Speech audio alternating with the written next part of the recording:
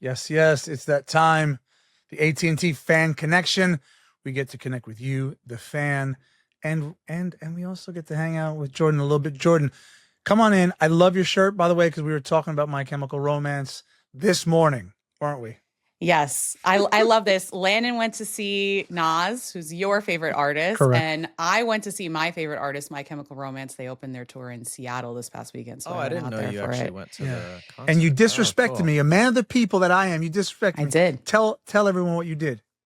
I didn't know that you listened to My Chemical Romance. I just assumed that I would have to do a lot of work to indoctrinate you. But I'm incredibly apparently- well-rounded. Are they Yes. like a They're an emo like band. ska? Yeah, like You're that just stuff. chucking out ska. You don't even know what any of that is. I would don't say really. though, they were playing the album The Black Parade, which is the shirt I'm wearing, an old shirt. The Black Parade is Dead, is more like arena rock. Like it's a big sound. What does that mean, arena rock?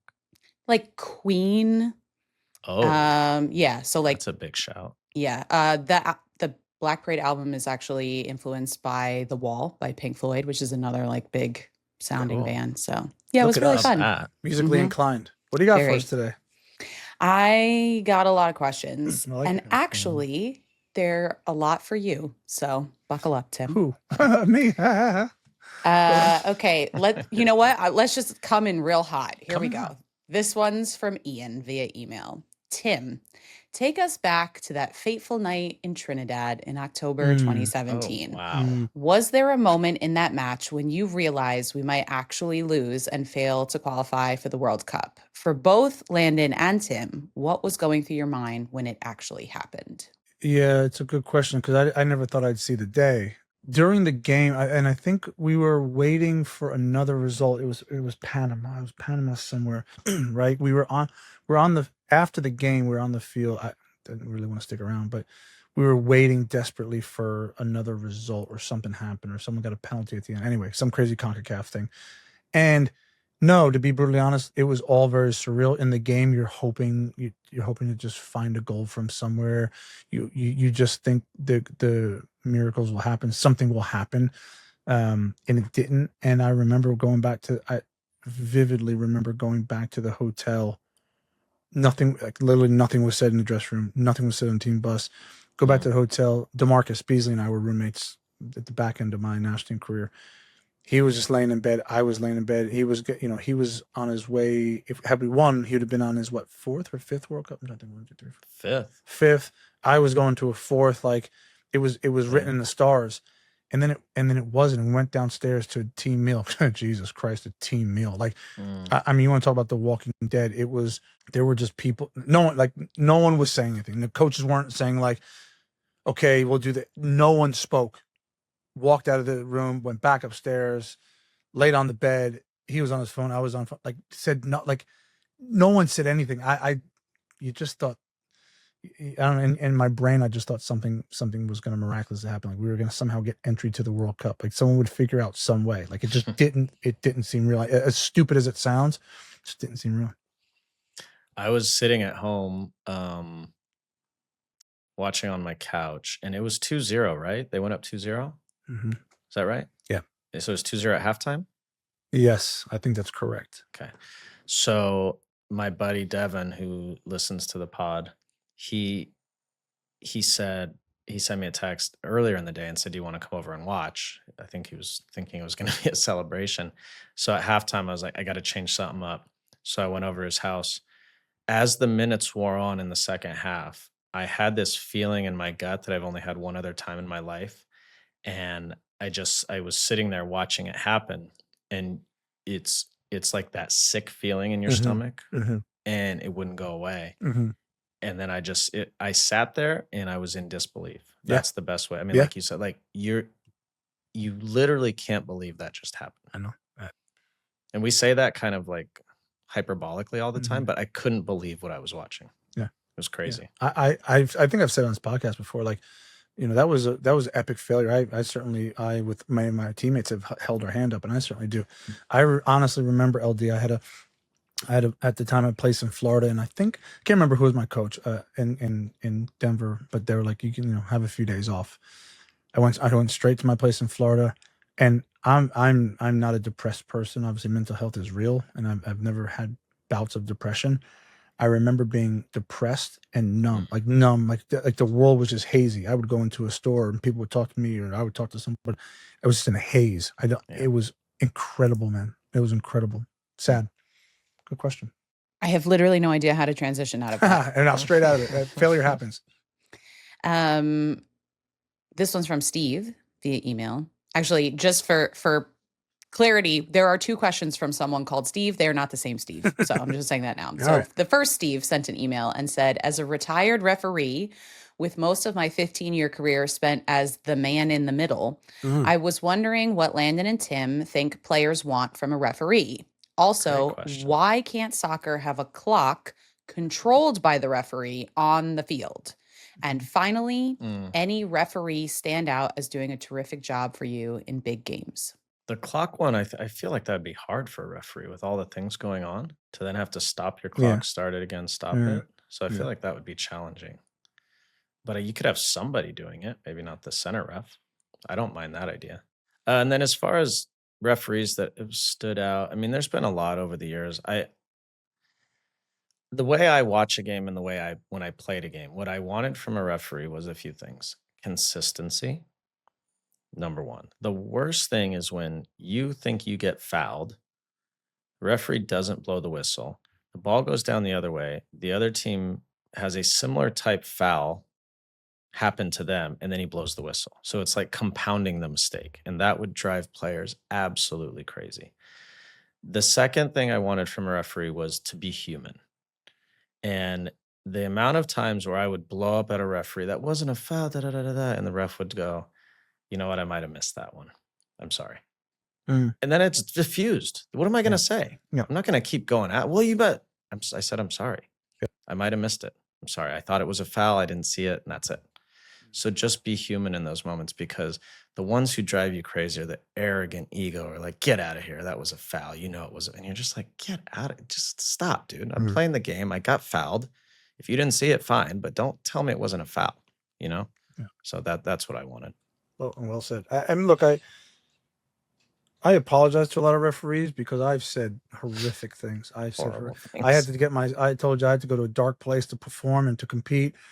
I said things to my opponent and referee and fans. I probably would take back. Some of them I would actually double down on. But the referees that I hate, and I've called other players idiotic as well. There's certain referees that are just idiotic. The ones you're talking about, Landon, are like, that should be part of your refereeing education, is like totally learning the mindset of a player. Like, most of these players aren't bad guys. They're just in the heat of the moment. They're insecure as hell. They're just trying to get by. They're emotional. Like, learn how to deal with that. Two referees stand out. The first one, for a funny reason, and anyone who was refereed by him in the Premier League, his name is Mark Halsey.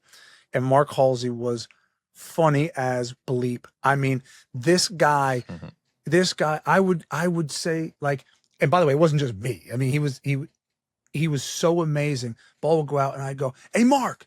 And he'd go, oh, let me guess. You're going to think I'm a effing so-and-so. And he'd laugh and he'd run off. And like, what was I supposed to do? I was like, I just started laughing because that's what I was going to call him. And he'd like, hurry up and get on with the goal kick or something. But Howard Webb, hands down, he's the greatest referee that I've ever witnessed. You know, Howard Webb was, I think he refereed the 2010 World Cup final, Holland versus Spain. I think he was a longtime Premier League referee. He headed up the referees for the MLS, and he does now for the Premier League. I think, by all accounts, he was some sort of some sort of police officer. He was in law enforcement, so his ability to diffuse situations, Jordan, to the question, was like not. By the way, his shoulders and bicep and chest it was a barrel. So like, you walked up on him and you're like, I'm not really sure what I'm going to say to him right now, you know? And like, in any big moment, he walk away, you're done. And like, there's 20 people around him and he's talking to the captain. And like I'm trying to yell at him, thinking, it was like a school teacher. I'm like, nothing I say to this guy is going to like affect him. So he was amazing. I thought he was brilliant in the way he handled players. But again, I talk about like referee education. He got that education in law enforcement, so he knew how to de-escalate situations. Anyway, yeah, awesome question. How about another question from someone called Steve, but a different Steve? The reason I asked this question is because I think it's a pretty basic question, Tim, for you to answer about goalkeeping.